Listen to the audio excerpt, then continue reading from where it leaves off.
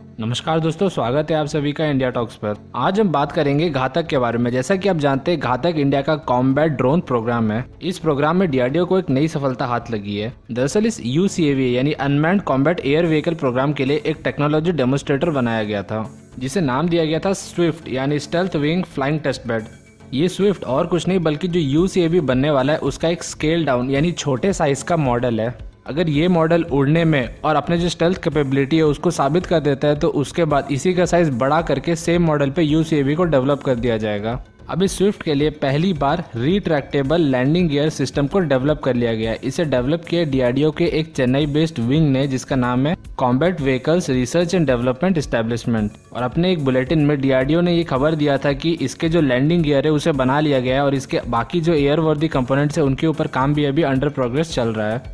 अब आखिर इस लैंडिंग गियर सिस्टम में इतना खास क्या है, तो ये मैं आपको समझाता हूँ। आपको पता होगा कि एक एरोप्लेन में भी जब उसका टेक ऑफ होता है उसके बाद उसे उड़ाना बहुत आसान होता है। वो ऑटो पायलट पे भी उड़ सकता है, लेकिन उसको जो लैंड करवाना होता है वो बहुत ही ज़्यादा मुश्किल होता है। और ये तो एक अनमैन्ड कॉम्बैट एयर व्हीकल है, यानी या तो इसे रिमोट कंट्रोल से उड़ाया जाएगा या फिर इसका जो एआई सिस्टम होगा वो ऑटोमेटिकली इसे ट्रैवल करवाएगा। तो सोचिए, अगर इसे ऑटोमेटिकली लैंड करना है तो उसके लिए कितना ज़्यादा टेक्नोलॉजी का ज़रूरत है। क्योंकि एक पायलट जब एक एरोप्लेन को लैंड करवाता है तब उससे इतनी ज़्यादा गलतियाँ हो जाती है कि एक एरोप्लेन में ज़्यादातर एक्सीडेंट आपने देखा होगा लैंडिंग के समय ही होता है। तो जब इसे ऑटोमेटिकली एक मशीन लैंड करवाएगा या फिर एक दूर बैठा आदमी रिमोट कंट्रोल से लैंड करवाएगा तो सोचिए इसमें कितनी ज़्यादा गलतियाँ हो सकती हैं। और अगर इसके लैंडिंग गियर सिस्टम को सही से नहीं बनाया गया तो ये जो यूसीएवीज है इनकी ज़्यादातर जब ये लैंड करेंगी तो ये दुर्घटनाग्रस्त हो सकती हैं। इस यूसीएवी के एक स्केल डाउन मॉडल को आईआईटी कानपुर के एक रीसेंट लेक्चर में भी देखा गया था, जिसका मैं आपको फोटो दिखा दूंगा। इसमें आप देख सकते हैं कि ये बिल्कुल एक पंछी की तरह दिखता है और इसकी खासियत ये है कि ये एक स्टेल्थ है, यानी दुश्मन के टेरिटरी में घुसने के बाद भी दुश्मन के जो रेडर्स और सेंसर्स हैं वो इसे डिटेक्ट नहीं कर पाएंगे।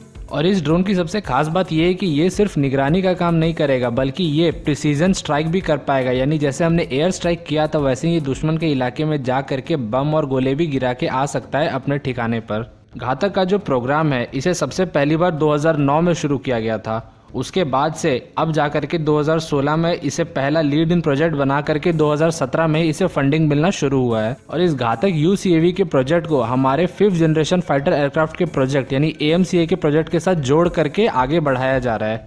क्योंकि एएमसीए एक 5th जनरेशन का फाइटर एयरक्राफ्ट है जिसका प्रमुख फीचर जो है वो है स्टेल्थ टेक्नोलॉजी। इसीलिए इस यूसीएवी से जो स्टेल्थ टेक्नोलॉजी बनाया जाएगा और अगर ये सक्सेसफुल रहा तो इसी के ऊपर बेस करके बाद में एएमसीए को भी स्टेल्थ बना दिया जाएगा। यानी सेम एजेंसी स्टेल्थ टेक्नोलॉजी यानी गायब रहने की टेक्नोलॉजी के ऊपर काम कर रही है, जिसे इन दोनों ही विमानों में अप्लाई किया जाएगा। हालांकि यूसीएवी प्रोजेक्ट पूरी तरीके से क्लासिफाइड यानी गुप्त प्रोजेक्ट है, इसलिए इसके ऊपर ज्यादा जानकारी किसी के पास नहीं है। और ऐसे ही सीक्रेसी में लिपटा हुआ ये प्रोजेक्ट प्रधानमंत्री ऑफिस और हमारे national security adviser Ajit Doval के डायरेक्ट निगरानी में आगे बढ़ रहा है। अगली खबर सीमा से है, जहां एक तरफ शी जिनपिंग ने अपनी सेना को ऑर्डर दे दिया कि किसी भी वक्त एक्शन के लिए तैयार रहे, तो वही दूसरी तरफ भारत में डीआरडीओ कई सारे ऐसे प्रोडक्ट्स बना रहा है जो इंडियन आर्मी को ठंड के मौसम में बचे रहने में मदद करेगी। दोस्तों, इस वक्त 50,000 से ज़्यादा भारतीय सैनिक ईस्टर्न लद्दाख में चीनी सीमा के पास डिप्लॉयड हैं।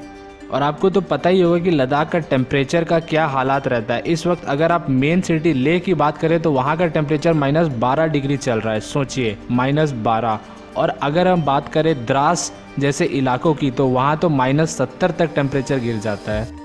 सोचिए, इंडिया के बाकी इलाकों में अगर पॉजिटिव 10 डिग्री तक टेम्परेचर गिर जाता है तो लोग घरों के अंदर घुस जाते हैं, रात को ज़्यादा बाहर नहीं निकलते हैं। और वहाँ पे -50 -60 डिग्री का टेम्परेचर चलता है और वहाँ पे बाहर खड़े रहना पड़ता है, रात भर निगरानी देना पड़ता है। तो ऐसे हालात में हमारे सैनिकों को फ्रॉस्ट बाइट जैसी बीमारियां ना हो जाए और इन सब ठंडी से बचाने के लिए डीआरडीओ ने कई सारे इक्विपमेंट्स और गैजेट्स का इन्वेंशन किया है। डीआरडीओ ने बनाया है हिम तपाक स्पेस हीटिंग डिवाइस, जिसे बुखारी भी कहा जाता है। ये ईस्टर्न लद्दाख में मौजूद इंडियन आर्मी के सैनिकों के लिए बनाया गया है। इन सिस्टम्स के 420 करोड़ रुपए के ऑर्डर दे दिए गए हैं। ये दरअसल जिस टेंट में रात में सैनिक सोते हैं उस टेंट को अंदर से गर्म करेगा और इसके यूज करने की वजह से जो कार्बन पॉइजनिंग होता है और कार्बन मोनोऑक्साइड पॉइजनिंग की वजह से जो मौतें होती है उनसे सैनिक बच पाएंगे। दूसरा, एक ऐसा क्रीम बनाया गया है जिसे हाथ पैर में लगा देने से फ्रॉस्ट बाइट सैनिकों को नहीं होगा और वो आसानी से बाहर अपनी सेवाएं दे पाएंगे बिना किसी जान के खतरे के।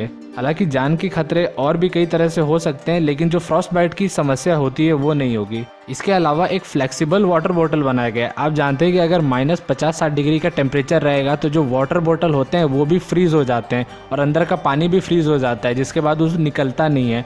तो एक फ्लेक्सिबल वाटर बोतल बनाया गया है जो कि फ्रीज ना हो। इसके अलावा सोलर स्नो मेल्टर बनाया गया है जिससे जो स्नो हो उसे पिघलाया जा सके और उसी पिघले हुए स्नो को पानी बना करके उसका पीने में इस्तेमाल किया जा सके।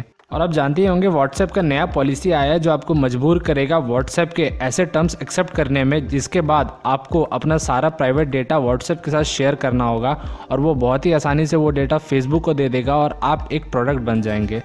कहने का मतलब ये है कि आप कहाँ घूमने जाते हैं, आप किस होटल में ठहरते हैं, आप कौन सा खाना खाते हैं, आप क्या सामान खरीदते हैं, ये सभी डेटा है फेसबुक तो कलेक्ट करता ही था, अब व्हाट्सएप भी आपसे कलेक्ट करेगा और उसे मार्केट में बेचेगा। इसीलिए दुनिया भर में अब व्हाट्सएप का विरोध हो रहा है और स्पेसएक्स और टेस्ला जैसे कंपनियों के मालिक इलॉन मस्क ने भी अपने ट्विटर हैंडल पे कहा था कि आप अब सिग्नल ऐप का इस्तेमाल कर सकते हैं। दरअसल ये जो सिग्नल ऐप है ये व्हाट्सएप की तरह आपका सारा प्राइवेट डेटा आपसे कलेक्ट नहीं करता है और दूसरा ये मार्केट प्लेस में बेचता नहीं है। तो आपका जो प्राइवेट डेटा है कि आप कहाँ क्या कब कैसे कर रहे हैं ये सब दूसरे लोगों के पास नहीं जाएगा। मैंने खुद भी सिग्नल ऐप डाउनलोड कर लिया और उसे यूज़ करना शुरू कर दिया है। तो अगर व्हाट्सएप अपना ये पॉलिसी वापस नहीं लेता है तो शायद आपके लिए भी अब ये टाइम आ चुका है कि आप व्हाट्सएप छोड़ करके सिग्नल जैसे ऐप्स का इस्तेमाल करें अपने डे टू डे कन्वर्सेशंस के लिए।